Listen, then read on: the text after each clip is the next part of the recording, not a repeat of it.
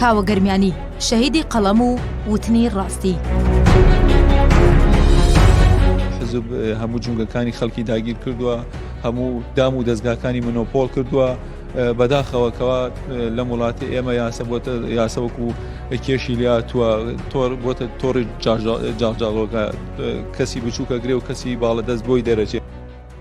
ئەمڕۆ 10 ساڵ تێدەپەڕێت بەسەر تیرۆرکردنی ڕۆژنامەنووس کاوە گەرمیانیدا، یەکێک لە شەهیدانی قەڵەم کە لە پێناووتن و گەیاندنی ڕاستیەکان و ڕەخنەگرتن و ئاشکراکردنی کەیسی گەندەڵی و نادادی و تاڵان و بڕۆی دەسەڵاتدارە بازرگانەکان لە بەردەم ماڵەکەی خۆیدا و لە باوەشی دایکیدا تیرۆرکرا. لە دەیەمین ساڵەی تیرۆرکردنی ڕۆژنامەنووس کاوە گەرمیانیدا کەیسەکەی ئەو سەرجەم شەهیدانی قەڵەم لە دادگاکاندا داخراوە. فشار و سەرکوتکاریەکانی دەسەڵات لە دوێنێ زەقترە و دادگاکانیان کردووە بە مەیدانی تۆڵەسەندنەوەی سیاسی لە ڕۆژنامەنووسان و ئازادی خوازان. ئەمڕۆ هەرێک لە ڕۆژنامەنووسان سلێمان ئەحمەد، شێروان شێروانی، گۆهدار زێباری و قارەمان شوکری لە کونجی زیندان قایم کراون تەنها لەسەر وتنی ڕاستی. کاوە گەرمیانی کێیە؟ ئەحمەد محەممەد ناسراو بە کاوە گەرمیانی ساڵی 1970 لە ئاوارەیدا لە شاری ڕەشتی ئێران لەدایک بووە. ساڵی 1984 لە شارۆچکەی کەلار خراوەتە بەر خوێندن و تاپۆلی دوی ناوەندی خوێندووە.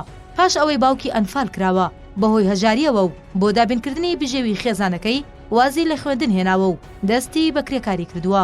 سەرەتاکانی کاری ڕۆژنامەنووسی کاوە گەرمیانی دەگەڕێتەوە بۆ ساڵی 2002 کە بە وێنەگری دەستی پێکرد، پاشان دەستی بە نووسینی راپۆرت و بابەت بۆ ڕۆژنامە و گۆڤارەکان کردووە. ساڵی 2007 بۆتە پەیامنێری هەردوو ڕۆژنامە و سایتی ئاوێنە و رادیۆی ئازادی. دواتریش کاری پەیامنێری بۆ هەریەکە لە ڕۆژنامەی کوردستان راپۆرت و ڕۆژنامەی ڕێگای کوردستان کردووە. دواتریش بۆ بە پەیامنێری ڕۆژنامەی گەرمیانی ئەمڕۆ. لە نیسانی ساڵی 2012دا کاوە گەرمیانی دەبێتە سەرنووسەری گۆڤاری گەڕان. دواتریش لە 10 ئەیلولی ساڵی 2012 گۆڤاری ڕایەڵی دەرکردووە کە خۆی سەرنووسەر و خاوەن ئیمتیازی گۆڤارەکە بووە و بەچڕی کاری لەسەر دۆسیەی گەندەڵی بەرپرسانی سنووری گەرمیان کردووە. تا ساتی تیرۆرکردنیشی بەردەوام بووە لەسەر بڵاوکردنەوەی گۆڤارەکە و کۆتا ژمارەی گۆڤاری ڕایەڵ بەر لە تیرۆرکردنی ژمارە 4 دەبووە. گەرمیانی لە کارە ڕۆژنامەوانیەکانیدا بنکۆڵکاری بۆ دۆسیە گەندەڵیەکان کردووە.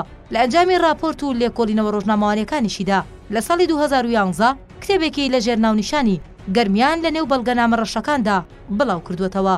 لەسەر کارە ڕۆژنامەنووسیەکانی چەندین جار ڕوبەڕووی هەڕەشەی کوشتن و لێدان و گرتن بووەتەوە تا دوجار لە شەوی 5/12 ساڵی 2013 کاوە گەرمیانی لە بەردەم ماڵەکەیدا لەلایەن چەند چەکدارێکەوە درایە بەردەسڕەژی گولە و تیرۆرکرا. بە بڕیاری دادوەر کەسێک بە تۆمەتی ئەنجامدانی ئەو تاوانە سزای هەتاهەتایی بۆ دەرکرا و تۆمەتبارەکانی دیکەش بەهۆی نەبوونی بەڵگا لە دژیان بە بڕیاری دادوەر ئازاد کران. دواتریش بە بڕیاری دادوەر کەیسی تیرۆرکردنەکەی داخرا. بەڵام لای ئازادی خوازان و کەس و کاری کاوە گەرمیانی کەیسەکەی بەکراوەی ماوەتەوە و داوای ئاشکراکردنی دەستی پشت تیرۆرکردنی کاوە گەرمیانی دەکەن.